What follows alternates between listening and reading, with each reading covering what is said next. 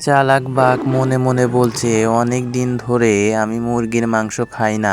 হরিণের মাংস খেতে খেতে আর ভালো লাগছে না, এবার মুরগির মাংস খেতে হবে। তখন সেখানে লাল পাখি এসে যায় এবং তাকে তার মনের ইচ্ছা বলে, এবং লাল পাখি একটু পরে বলে, আরে মহারাজ, আপনি কোনো চিন্তাই করবেন না। আমার একটি বোকা বন্ধু আছে, যাকে বলা মাত্রই আপনার সেবায় নিয়োজিত হয়ে যাবে। আপনি ঘুমিয়ে থাকুন। এই কথা বলে লাল পাখি চলে যায় এবং একটু পরই সেই বোকা মুরগিকে বাঘের কাছে নিয়ে আসে এবং বলে, মহারাজ, ঘুম থেকে উঠুন, এই দেখেন আপনার জন্য কী নিয়ে এসেছি। বাঘ দেখে অনেক খুশি হয়ে যায় এবং লাল পাখি সেখান থেকে চলে যায় এবং বাঘ লাল পাখিকে ধন্যবাদ দেয়। একটু পর মুরগিকে বাঘ বলে, এবার আমি তোকে খেয়ে ফেলবো রে। তুই অনেক দেখতে সুন্দর, মোটা তাজা, তোকে খেয়ে আমি অনেক মজা পাবো।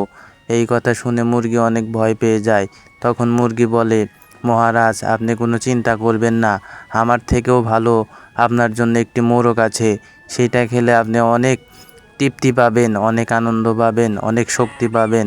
আমি আপনার জন্য সেই মোরগকে নিয়ে আসবো। আপনি কোনো চিন্তা করবেন না, আপনি আমাকে ভরসা করতে পারেন। আমি যদি না আসি তাহলে আবার আমাকে খেয়ে ফেলবেন। বাঘ এই কথা শুনে অনেক খুশি হয়ে যায় এবং বলে, যা, তোকে এবারের মতো আমি ছেড়ে দিলাম, তাড়াতাড়ি তুই নিয়ে আয়। এই কথা বলে বাঘ ঘুমিয়ে পড়ে সেখানেই এবং মুরগি মনের দুঃখে তার বন্ধু ডাইনির কাছে চলে এসে তাকে সমস্ত ঘটনা খুলে বলে। এই কথা শুনতেই ডাইনি অনেক রেগে যায় এবং বলে, বাঘ, এবার তোর খবর আছে। তুই আমার বন্ধু মুরগিকে খেতে চেয়েছিস, দেখ এবার আমি তোর কি করি। এই কথা বলে সে মুরগির পিছনে পিছনে বাঘের কাছে চলে যায় এবং একটু পরে সে বাঘের কাছে চলে আসে। তারপরে দেখে যে বাঘ সেখানে ঘুমিয়ে আছে। তখন বাঘকে ডাক দেয়, এই বাঘ, ঘুম থেকে ওঠ। বাঘ ডাইনিকে দেখে অনেক বেশি ভয় পেয়ে যায় এবং লাল পাখি সেখান থেকে চলে যায় এবং বাঘকে বলে, তুই আমার বন্ধুকে খেতে চেয়েছিস, দেখ এবার আমি তোর কি অবস্থা করি।